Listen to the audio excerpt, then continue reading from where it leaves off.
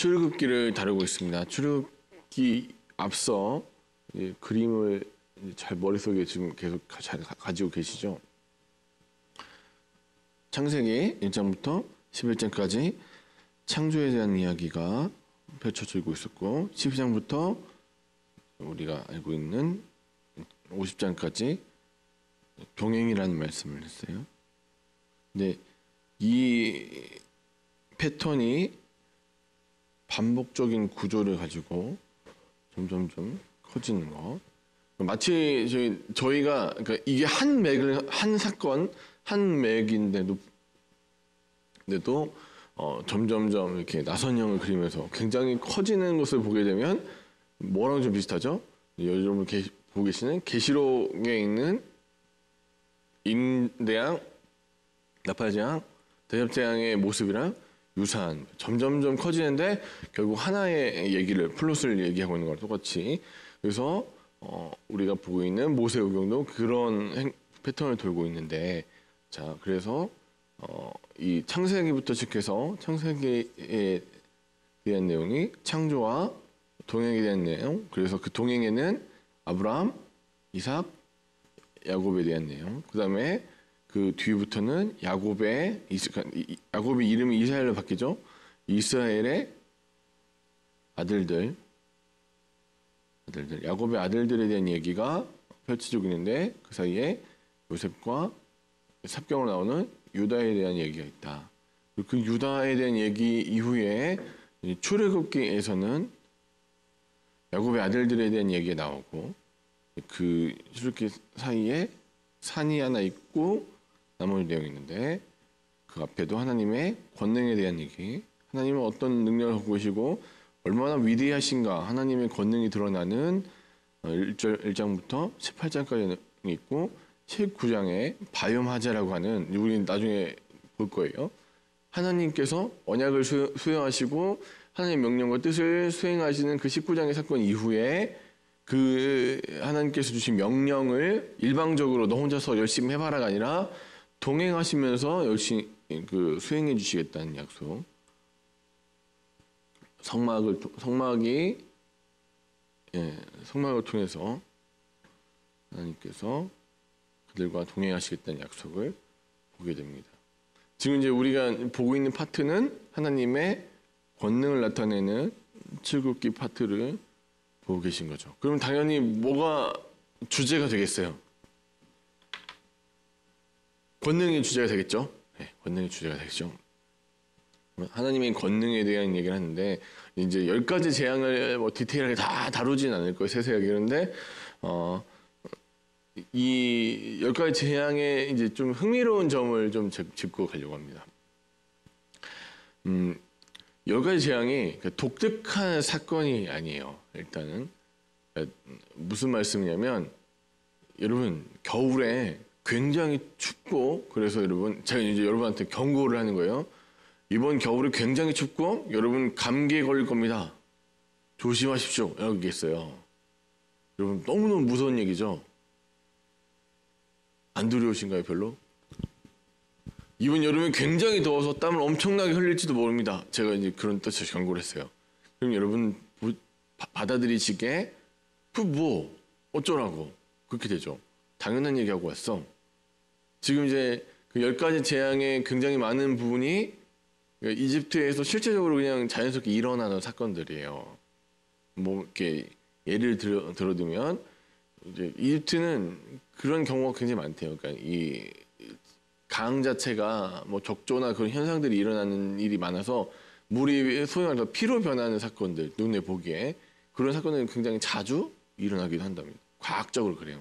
그리고 메뚜기 때나 이제 이런 이 자연 재해들이 굉장히 빈번하게 발생하기도 하고 또 우리가 잘 알고 있는 개구리가 많이 이렇게 있어갖고 개구리가 죽으면 거기에 이 썩으면서 바이러스가 발생하고 또 거기서 그 바이러스와 함께 파리가 발생해서 파리가 바이러스 옮겨가지고 동물들을 죽이기도 하고 또 사람들에게 피부병을 옮기기도 하는 그런 과학적 데이터가 있어요.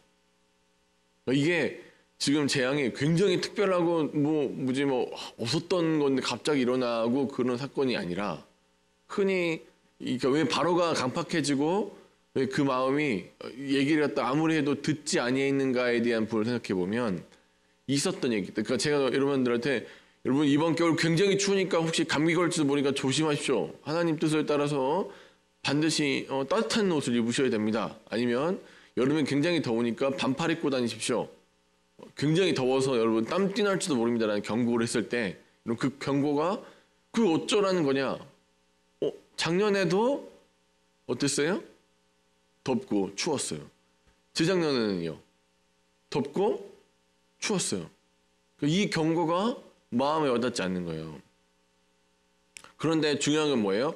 그 일상적이고 사소한 일을 통해서 사소한 일을 누가 집어 쓰셨을 때 하나님이 들어 쓰셨을 때는 생각을 달리해야 된다는 거예요. 그러니까 하나님이 주도하시는 일 앞에서는 어떻게 해야 된다고요? 겸손하게 그게 때로는 굉장히 일상적인 일일지라도 순종할 수 있어야 된다. 이런 일이 언제 일어나냐면 이제 앞에 보시면 창세기에서도 아브람도 어떻습니까? 일상적으로 천사를 대접한 게 아니라 부지 중에 어떻게 했대요? 당연히 손님을 나그네를 받아들여서 그를 먹이고 씻기고 재우는 게 당연한 일인데 그 일을 했더니 그가 어떻게 했대요? 부지 중에 천사를 섬기게 되었다고 성경은 밝히고 있죠. 마찬가지로 굉장히 일상적인 일일지라도 누가 개입하시면 하나님이 개입하시면. 그래서 여러분 성경에 있는 말씀들이 어떤 때는 굉장히 도덕적인 말씀들 많죠. 당연히 그 도덕 위에 도덕인 하나님의 말씀은 굉장히 당연한 얘기를 합니다. 하나님 뜻을 따라서 하십시오. 하나님의 말씀에 순종하십시오. 그리고 우리가 듣기에 일상적으로 그 얘기가 굉장히 어떤 때 어떻습니까? 그거 당연한 얘기 아니에요? 목사님 그거 굉장히 당연한 말씀 하시는 거 아닙니까? 그런데 하나님은 어떻게 일하시는가?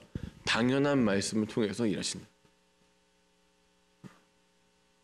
기적인 기적이죠. 이 10가지 재앙이 사람의 힘을 벗어난 초자연적인 하나님의 권능으로 일어난 일이 맞는데 그런데 사람이 받아들일 땐 어떤 식으로 받아들이냐 바로가 받아들이고 그 강팍한 마음이 있었던 거는 뭐냐면 그거 나도 알아요.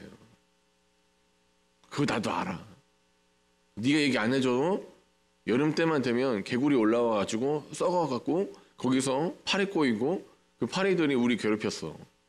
그 파리들이 동물과 그 사람한테 그 병충 그 바이러스를 옮기고 다녀갖고 우리 작년에도 괴로웠어. 그런데 우리 그거 어떻게 했어요? 작년에도 잘 넘겼어. 어쩌란 말이냐. 근데 하나님께서 그 일 다루시기 시작하면 달라요. 다르다.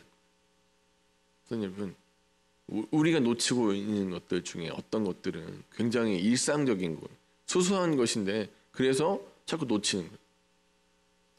너무 오래 교회를 오래 다녔기 때문에 이제는 별로 감흥이 없는 것들, 이제는 더 이상 나의 감동을 주지 않는 것들을 통해서 하나님이 어떤 때는 일하실지도 모른다는 두려움과 말씀 앞에 겸손이 있기를 주님의 이름으로 간절히 축원합니다. 우리가 우리 삶 가운데 이건 정말 중요한 문제입니다. 바로와 같이 살 가능성이 굉장히 높습니다. 아는 거라서 내가 아니까. 근데 하나님께서 모세 오경 전체를 통해서 이스라엘 백성들이 원하신 거냐면 너 안다고 그러지 말고 그건 네 생각이잖아. 어떤데 하나님 어떻게 해요? 네가 알고 있는 그것을 통해서 전혀 새로운 사건을 만드실 수도 있기 때문에 그럼 여러분 하루하루가 내가 안다고 생각하고 살아가는 그 평범한 일상이 하나님의 개입과 하나님의 놀라운 은혜 가운데 또 하나님의 그 권능 가운데 살 수 있기 때문에 그것을 하루하루 접하는 우리의 자세는 뭐예요? 어떻게 해야 될까요? 당연히 겸손해질 수밖에 없죠. 하루하루의 삶이 겸손해질 수밖에 없어요. 하나님 저는 알지 못합니다. 하나님 어떤 때 저는 이게 맞다고 생각했고 당연히 뭐 일상적으로 처리한다는 일들을 내 생각과 내 의지와는 다른 방향으로 흘러가 버릴 때 주님 저는 어떻게 해야 될지 알지 못합니다. 바로는 어떤 모습이었냐면 부정했죠. 거부하고 반항하고 일상적인 거니까 나는 듣지 않을 거야. 마음이 강팍해져서 한쪽에 치우치는 사람이 있을 것이고. 근데 어떤 사람은 예수 그리스도 안에 있는 모든 자들은 어떻습니까? 그 일상적인 사건 안에서도 하나님이 어떻게 일하실지 모르기 때문에 겸손하게 엎드려 있는 거죠. 사장님, 오늘 하루의 삶을 또 우리에게 요청하시고 부르신 하나님께서 사는 여러분에게 질문하십니다. 오늘 어떻게 살 것인가? 너의 삶을 하나님 앞에 어떻게 드릴 것인가? 오늘 겸손하게 주님 앞에 엎드리시길 주님한테 축원합니다. 안다고 생각할 때 그것이 가장 무서운 일들을 일으킵니다. 어리석은 착각으로부터 계속 하나님의 은혜와 하나님의 능력을 간구하시면서 하나님 앞에 엎드리신 사랑하는 저와 여러분 되시길 주님 간절히 축원합니다.